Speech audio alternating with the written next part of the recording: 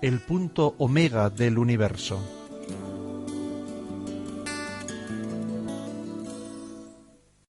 Buenas tardes a todos. Para decir que Jesucristo es la razón de ser de la creación, me parece que la manera más bonita de expresarlo es leyendo en el capítulo 1 de la carta a los Colosenses de San Pablo, los versículos 15 al 20. Dice así: Él, Cristo, es la imagen de Dios invisible, primogénito de toda criatura, porque en Él fueron creadas todas las cosas, las del cielo y las de la tierra, las visibles y las invisibles, los tronos, las dominaciones, los principados, las potestades. Todo fue creado por Él y para Él. Él es antes de todas las cosas, y todas las cosas subsisten en Él.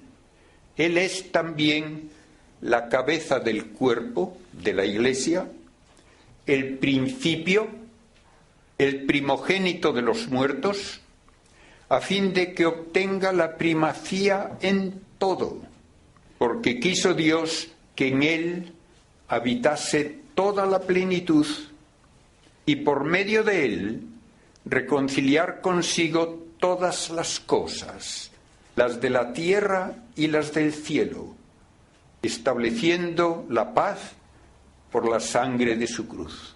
Realmente parece que se agotan todos los recursos del lenguaje para subrayar una y otra vez esta primacía única de Cristo. Él es antes que todo. Todo ha sido hecho por Él y para Él. Y Él es el que da sentido, por lo tanto, a toda la creación. De modo que la misma existencia del universo, en todos sus niveles, desde los ángeles más perfectos hasta los átomos más humildes, solo puede entenderse en relación a Cristo. Y por tanto no se puede comparar a Cristo con ninguna figura histórica. No, se sale de todos los moldes. Y no puede entenderse el cristianismo en modo alguno si uno no tiene como primera idea esta afirmación de la naturaleza, de la actividad y del honor que sólo corresponde al Hijo de Dios hecho hombre. No hay nadie con quien compararlo. Pues bien, comencemos por el modo de pensar que, basándose en datos científicos, por mero pensamiento filosófico, nos lleva a preguntarnos ¿por qué hay un universo? Ya hemos hablado de esto en varias ocasiones de paso, pero ahora preguntémonoslo directamente. ¿Por qué crea Dios? Si el crear significa una potencia infinita, porque sólo el infinito puede hacer que exista algo sin usar una materia anterior, el paso de nada a algo solo puede darlo una potencia infinita. Esa potencia infinita no puede en modo alguno beneficiarse por lo que crea. Y por tanto, uno no puede decir que Dios crea porque con eso Él se perfecciona o se desarrolla.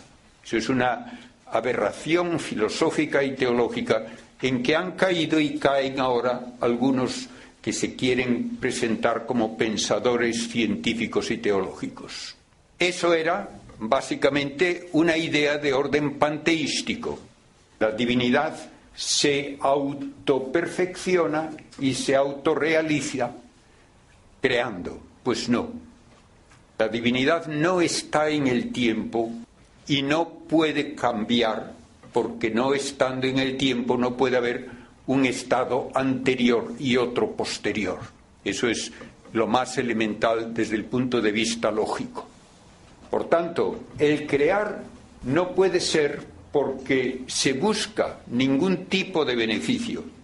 Decir que Dios crea porque le va a entretener ver cómo se queman estrellas durante millones de años sería una tontería completa.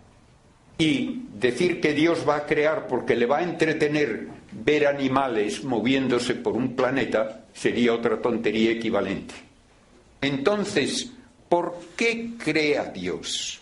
Pues la única razón lógica que puede darse es que siendo pura perfección y siendo además omnipotente y de infinita felicidad en su misma naturaleza, por pura benevolencia quiere hacer partícipes de su felicidad a seres personales capaces de establecer una relación personal con el Creador. De modo que la única razón suficiente para que Dios cree es que haya seres personales capaces de establecer una relación directa con el Creador. Y finalmente, capaces también de participar de su misma felicidad. No hay otra manera lógica de hablar de un Creador de infinita perfección, de infinita potencia, creando cosas infinitamente inferiores a Él, sino que quiere hacer partícipes a otros seres capaces de conocerle y amarle de su misma felicidad. Bien, esto podría darnos ya un camino de pensamiento que luego, a partir del Nuevo Testamento, se perfecciona como lógica cuando se nos explica o se nos presenta el misterio de la vida propia de Dios, que es la Trinidad. Esto no lo hubiese podido inventar filósofo alguno. Y todavía para muchos creyentes, naturalmente, del judaísmo y del islam, la idea de la Trinidad es inaceptable. Piensan de alguna manera que se renuncia a decir que hay un único Dios cuando se habla de que hay tres personas en Dios. Y es el misterio más profundo de nuestra fe. Y es verdaderamente el que hay que considerar para dar la explicación de lo que estamos hablando. Si Dios es Trinidad, hay relaciones personales que constituyen la realidad de vida divina, pero unas relaciones personales que son de orden inteligible en cuanto que no contienen un absurdo, pero que van mucho más allá de lo que nuestra experiencia y nuestro modo de razonar podría nunca haber sugerido.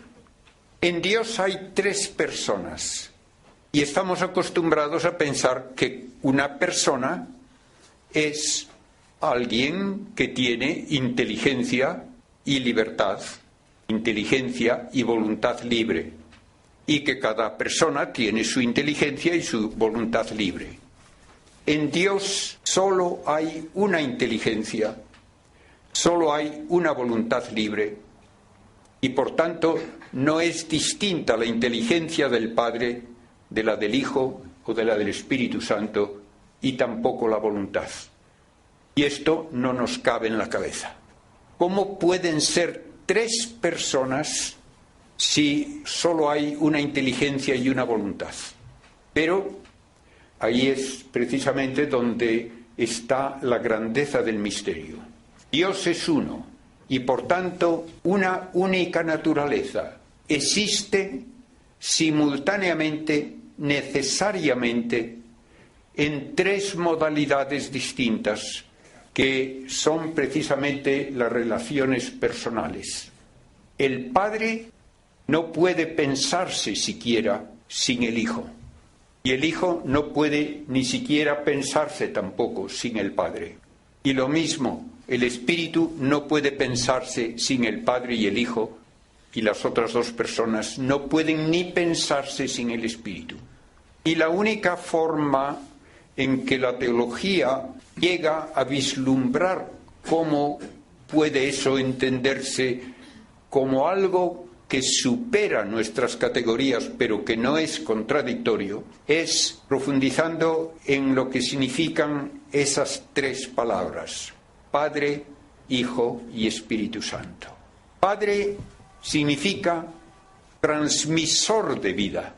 Hijo significa dependencia para existir de un padre.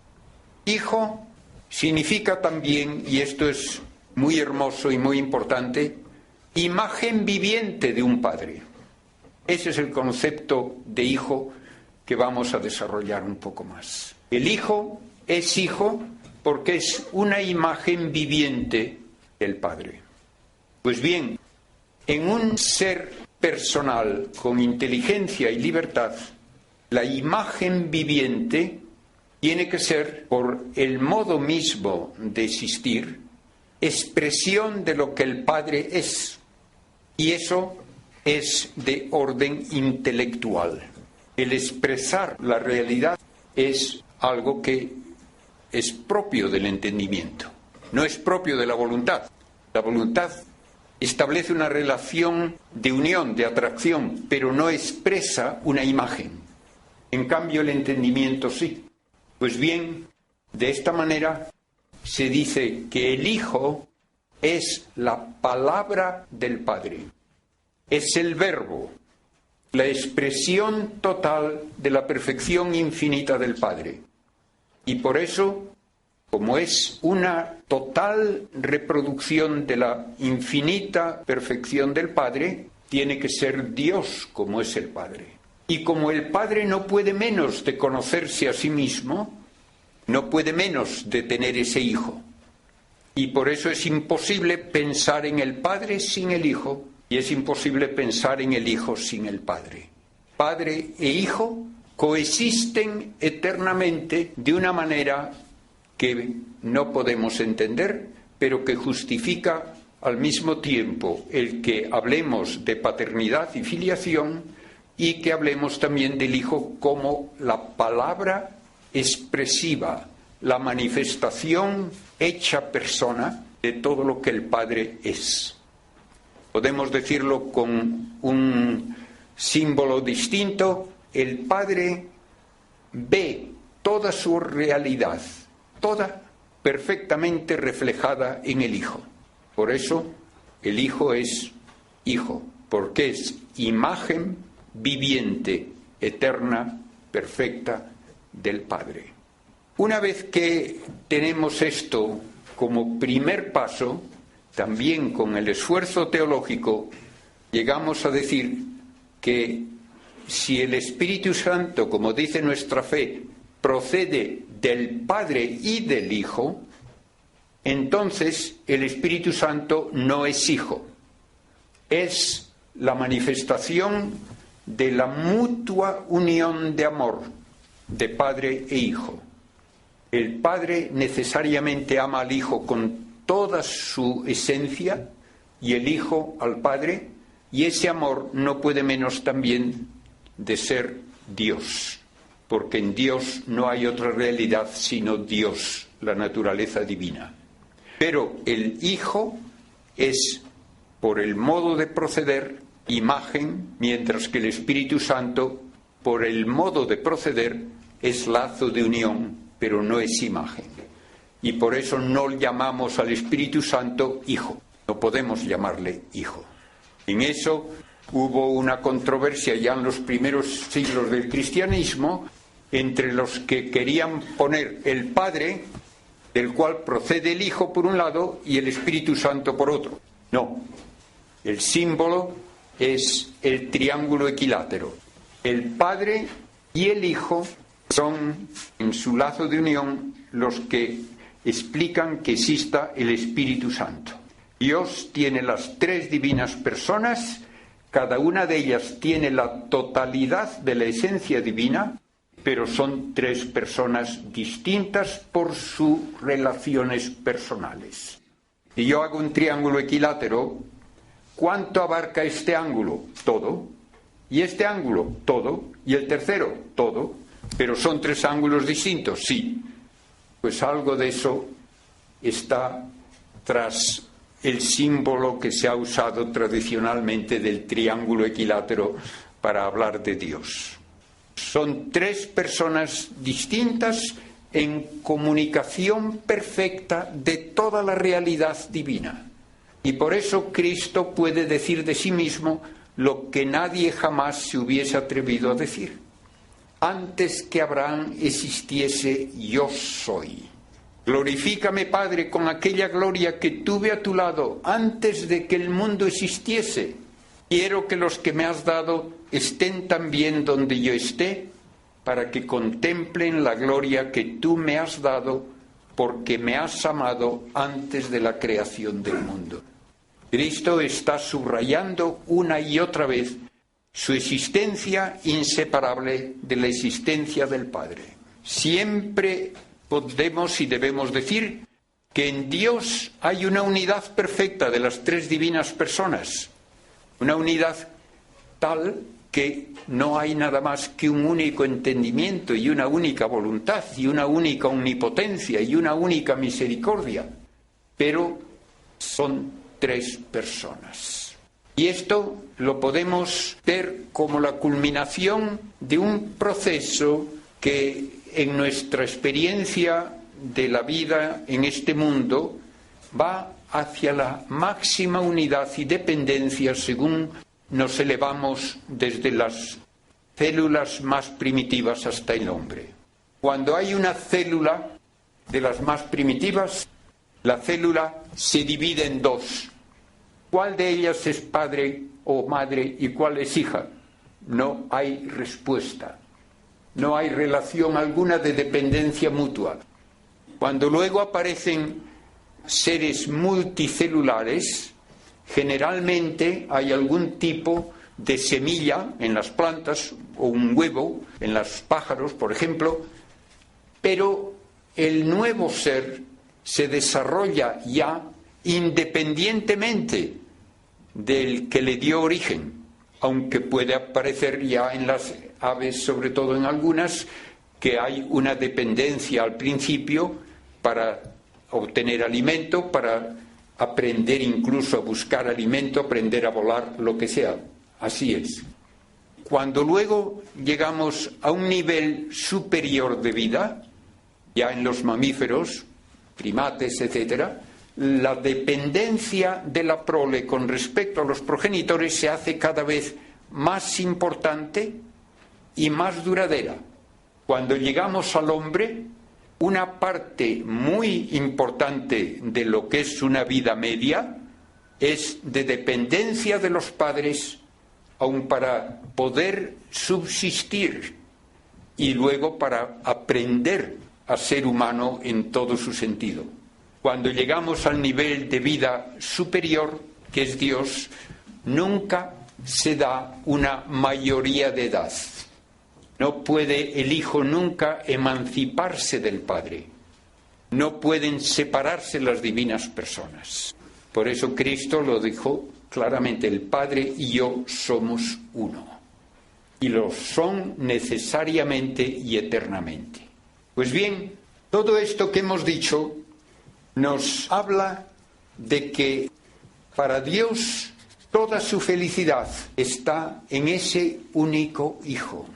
Y así lo dijo en el bautismo en el Jordán y luego también en la transfiguración. Este es mi Hijo único, el amado, en quien tengo todas mis complacencias. La felicidad del Padre es ese Hijo.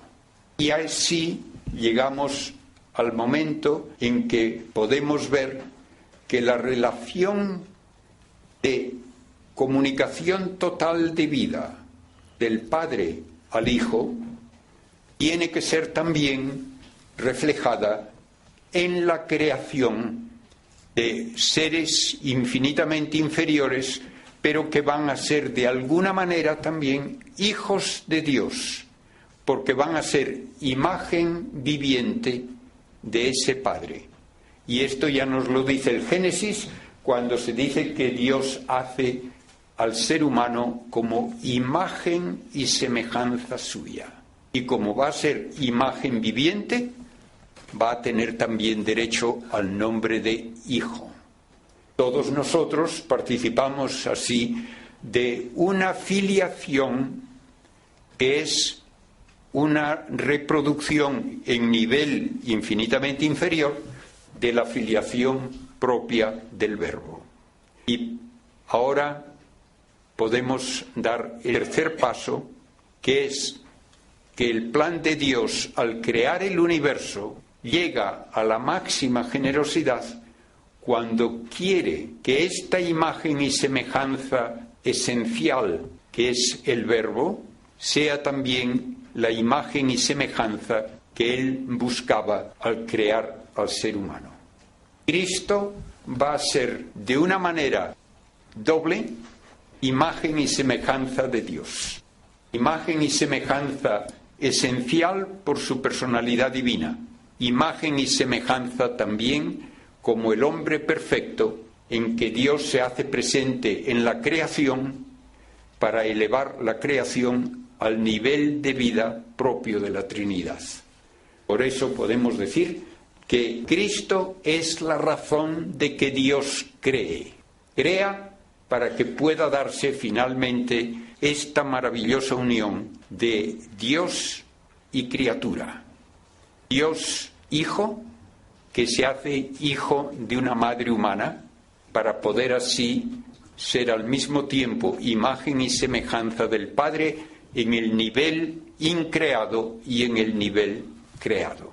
Esto es algo que tiene una consecuencia muy bonita y muy importante, aunque no directamente relacionada con el desarrollo del tema hoy, y es que como el Hijo de Dios es 100% hijo de un único Padre eterno, que es 100% Padre de este único Hijo, por eso, al hacerse hombre, no pudo tener padre humano, y por eso tenía que nacer de madre virgen.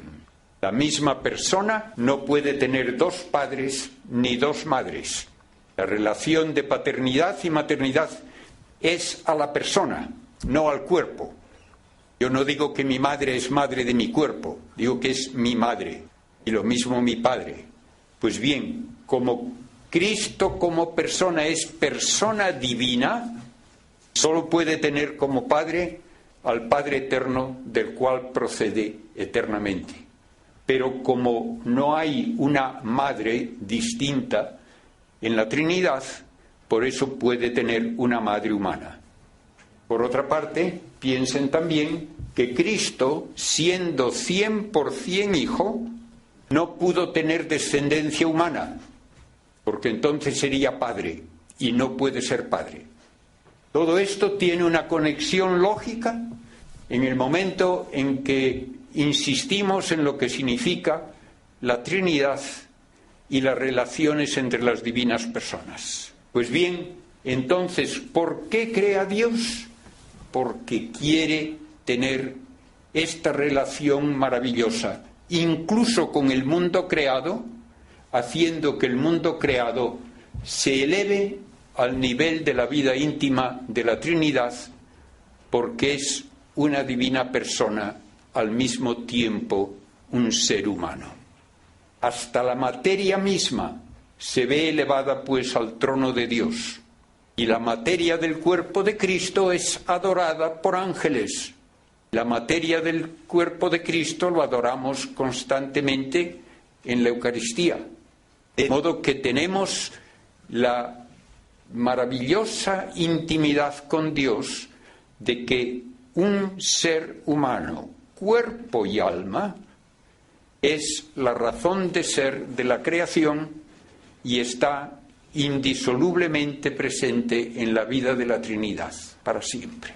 De modo que ahí está el significado más básico del título de esta conferencia, que Cristo es el punto omega hacia donde todo converge en el plan de Dios.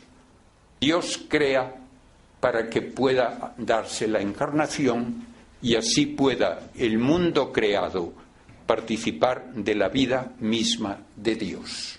Desde el punto de vista científico hay lo que aquí discutido en otras ocasiones, el principio antrópico, que nos dice por razones meramente científicas que el conjunto de propiedades que tiene el universo desde su primer instante, que podemos deducir por medidas experimentales, es el conjunto de propiedades muy precisamente determinadas que permiten que aparezca la vida humana.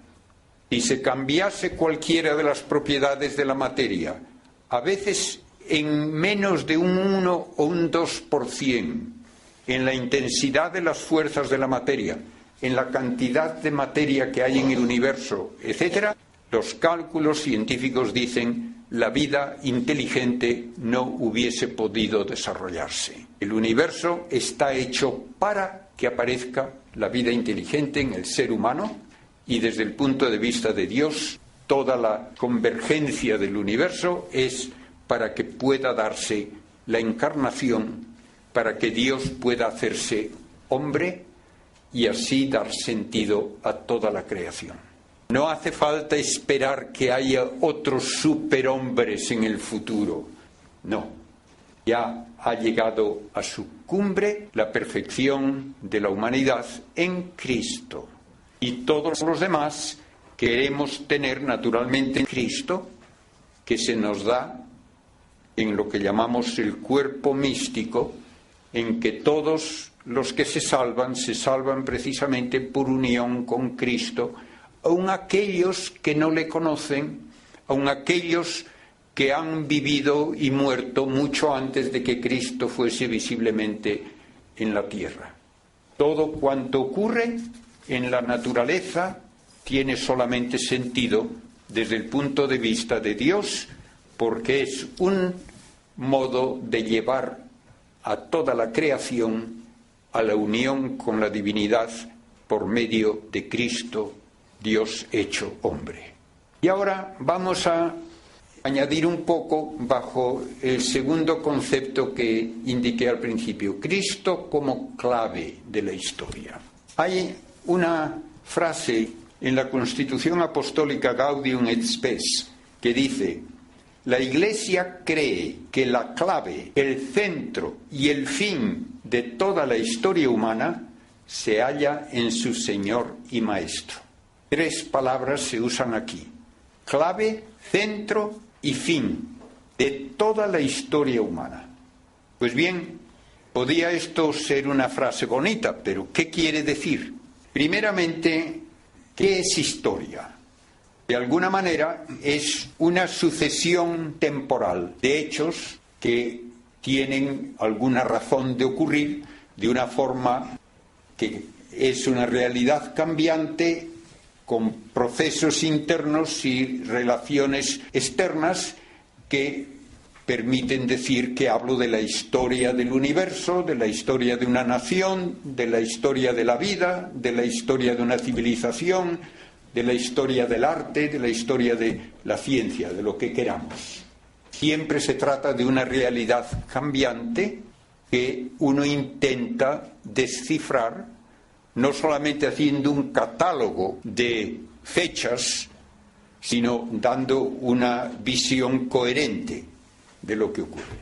Bien, podemos hablar de la historia del universo, de la historia de la evolución de la vida, y podemos buscar explicaciones más o menos lógicas. Ahí es donde entra entonces en juego la palabra clave. Clave es llave. Latín clavis, en castellano ha dado llave. La llave se utiliza para cerrar y para abrir. Pues bien, ¿qué quiere decir entonces que Cristo es clave de la historia? Primeramente, clave puede utilizarse en arquitectura cuando se hace un arco y se pone la piedra central donde convergen todas las tensiones y todas las presiones, y cuando se pone esa piedra y es suficientemente fuerte y rígida, da la coherencia a toda la estructura arquitectónica. De modo que clave en este sentido cierra un arco y al cerrarlo le da consistencia, le da permanencia y la capacidad de soportar pesos. Y naturalmente uno puede hacer un edificio sin usar arcos y entonces no hay clave, pero el único elemento arquitectónico que tiene este simbolismo de ser la pieza que da la estabilidad estructural es esta, la clave. Y Cristo puede entenderse con esa idea de importancia que da consistencia a todo lo que existe y da consistencia a la historia humana. El otro significado de la palabra llave, que indica el abrir, se usa para un modo de expresar algo que soluciona un enigma. Si yo envío un mensaje cifrado, aquello parece, por ejemplo, una sucesión de números sin sentido. Pero hay una clave. Si yo conozco la clave, entonces ese mensaje cifrado tiene sentido. Esto es lo que implica el poder explicar algo, el poder dar una razón como base de interpretación, e incluso en historia se hace esto. Uno no se limita a dar datos y nombres, sino que busca razones de por qué hubo cambios de tipo político, económico, estructural en las diversas naciones. Y entonces se encuentra una clave explicativa. Pues bien, ambos significados podemos aplicarlos a Cristo como clave de la historia del universo, de la historia humana y de la historia, en el caso concreto, de nuestra civilización cristiana. Primeramente, Cristo tiene la primacía, esa piedra que da consistencia a todo, tiene la primacía porque Él es, como hemos dicho, aquel por quien y en quien todo lo demás viene a la existencia. De modo que todo cuanto hay en el cielo y en la tierra subsiste en Él y tiene su consistencia en Él, como dice el texto de San Pablo que leí al principio. Y es también clave de inteligibilidad para el universo, porque todo cuanto vemos en el universo de orden, de armonía, es un reflejo de la perfección que se encuentra en la palabra que comunica lo que Dios es en el Verbo. Él es la causa eficiente de que haya cuanto existe y mantiene en la existencia todo lo que existe y es causa ejemplar de toda perfección. De modo que podemos decir también que cuando el Padre ve la hermosura, el orden, la armonía de la naturaleza, ve un reflejo de la perfección del Hijo. El Padre tiene todas sus complacencias en el Hijo, todas, solo en el Hijo.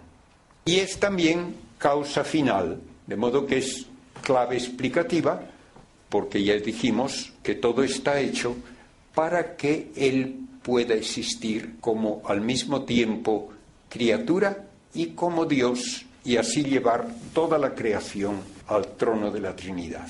Podemos decir, desde el punto de vista científico, que los miles de millones de años, desde que hubo la gran explosión primitiva hasta que aparece el hombre, todo fue una preparación de la materia que iba a ser luego cuerpo de Cristo, como es también nuestro cuerpo. No podía existir el ser humano mucho antes de lo que existió, porque no había los materiales adecuados, preparados. Somos ceniza de estrellas en cuanto a nuestro cuerpo.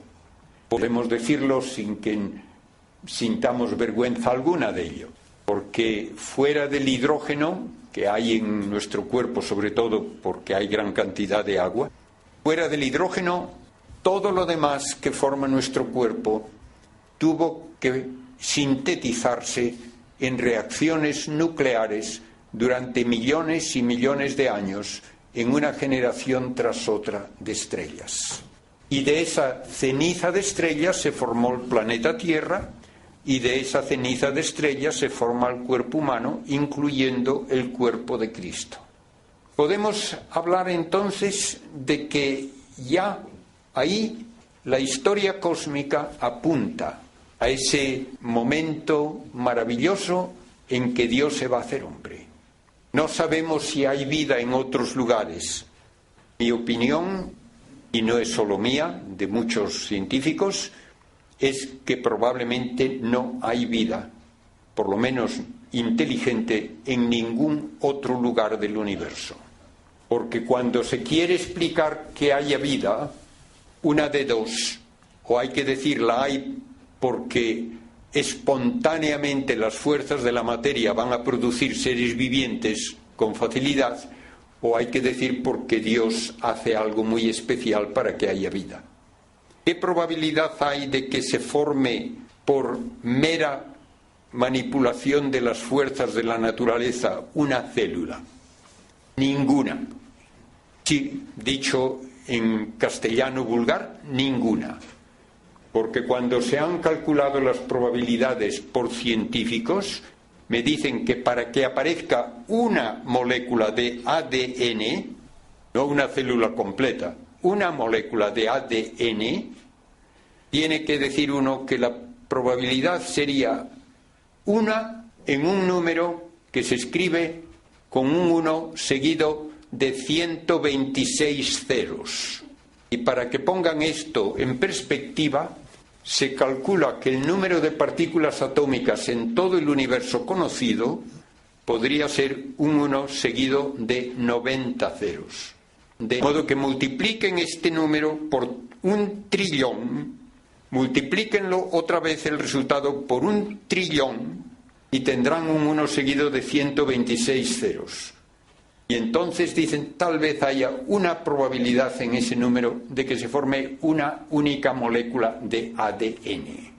Eso quiere decir que aunque cada partícula atómica del universo estuviese produciendo cambios estructurales a 1000 veces por segundo, en toda la historia del universo todavía no tenía ni remotamente la probabilidad de que se hubiese formado una molécula de ADN. Y cuando se habla de la probabilidad de que se forme por azar el genoma humano, dicen los cálculos científicos, tal vez una probabilidad en un 1 seguido de 12 millones de ceros. Por eso, como decía antes, en castellano simple es imposible. Por lo tanto, pensar que va a haber vida espontáneamente en un montón de sitios es no tener ni idea de lo que se está diciendo. Y esto, un científico tras otro lo ha ido diciendo en público en los últimos años, en contra de todas las tonterías que se ven en los periódicos y en los programas de televisión de que ha de haber vida en montones de sitios y cualquier lugar le sirve para que haya vida. Pues no. Bien, esto entonces ya me dice cómo se prepara el universo para que haya por lo menos este planeta, en donde se dan todas las circunstancias que permiten la aparición de vida, aunque no sabemos decir ni dónde, ni cuándo, ni cómo apareció. Y es la realidad científica hoy. Recientemente hablaban de que tal vez haya una vida con un modo distinto de formar estructuras vivientes en el satélite Titán de Saturno, porque allí hay metano. Y al parecer puede haber lagos de metano y a lo mejor puede haber vida basada en el metano. Pues yo he hablado con buenos biólogos que me dicen la única manera posible, según la química, de que haya vida es que se base en el agua líquida y en la química del carbono. No hay posibilidad de sustituir ni el uno ni el otro. De modo que no vale hablar alegremente de que puede haber vida de otro tipo. No. La química establece lo que puede hacer cada elemento por las propiedades bien estudiadas en el laboratorio y no hay alternativa. Bien, tampoco podemos explicar científicamente la evolución de la vida hasta el ser humano. Que habla de que hay mutaciones, sí, las hay, pero llega el momento en que uno tiene que decir cómo se pasa de un animal no inteligente a un ser viviente inteligente. Nadie tiene una respuesta. ¿Por qué? Porque lo único que puede explicar la ciencia es lo que ocurre por la actividad de una de las 4 fuerzas que ya hemos mencionado otras veces, que describen el proceder de la materia. La fuerza gravitatoria y la electromagnética de largo alcance, la nuclear fuerte y la nuclear débil de muy corto alcance, y si hay alguna otra fuerza, nadie la conoce ni sabe que pueda hacer nada. Lo que no admita una explicación por una de esas fuerzas de la materia no puede deberse a la materia.